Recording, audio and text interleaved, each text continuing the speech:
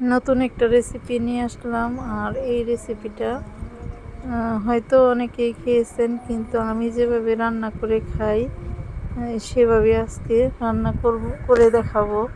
আর এভাবে যদি এই কলমি শাক দিয়ে শুটকি তরকারি রান্না করা হয়, এটা তো মানে অমৃত লাগে, অতটা মজা লাগে বা অতটা স্বাদ হয় কি বলবো।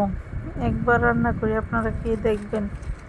আর আমি এই কলমি শাকটা শুটকি দিয়ে কিভাবে রান্না করি আজকে আমি এই ভিডিওতে দেখাবো।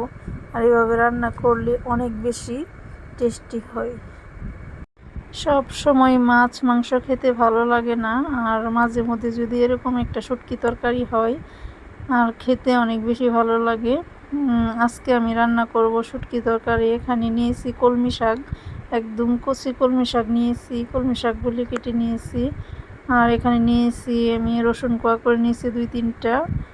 আর ছোট লাল আলু নিয়েছি, দেশি আলুটা দিলে শুটকি তরকারি খেতে বেশি ভালো লাগে। আর রসুনটি কোয়া করে নিয়েছি, দিয়ে দিয়েছি অল্প করে গুঁড়া মশলা, 1/2 চামচ করে মরিচের গুঁড়া, ধনিয়ার গুঁড়া, হলুদের গুঁড়া দিয়ে সামান্য স্বাদ মতো লবণ দিয়ে তারপর আমি তরকারিটা এখন নেড়ে চেড়ে ঢেকে দেব। ঢাকনা দিয়ে কিছুক্ষণ রান্না করে নিচ্ছি। এখন কিছুক্ষণ রান্না করে নিয়েছি, এই পর্যায়ে দিয়ে দিব শুটকি। যে এখানে আমি বড় সাইজের একটা শুটকি নিয়েছি, যেহেতু অল্প তরকারি শাক মিশে অল্প হয়ে গেছে তাই একটা শুটকি দিয়েছি। আর শুটকিটা অনেক বেশি বড় তাই বেশি দিইনি। আর শুটকিটা দিয়ে আমি কিছুক্ষণ ঢেকে রেখেছিলাম। ঢেকে রাখলে একদম মানে মাংসটা আলাদা হয়ে যায়। আর দেখেন একদম মানে কাঁটাটা যে আছে এটা একদম আলগা হয়ে গেছে।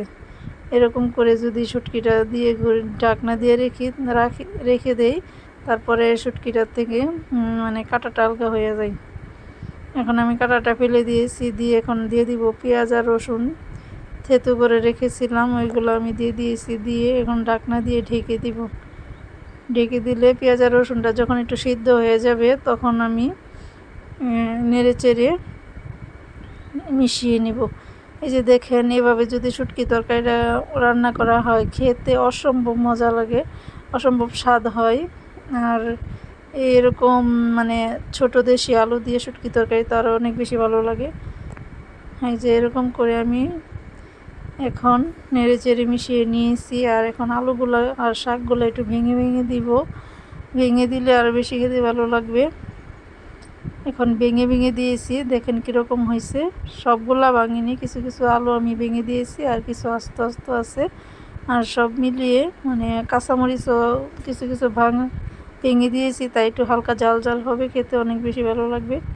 এভাবে শুটকি তরকারি মানে শাক দিয়ে, কলমি শাক দিয়ে শুটকি তরকারিটা খেয়ে দেখবেন, অনেক বেশি ভালো লাগে। আর আমি মাঝে মধ্যে খাই, আমার কাছে অনেক বেশি ভালো লাগে।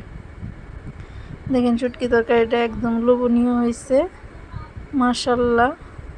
দেখেন কীরকম হয়েছে, আলহামদুলিল্লাহ।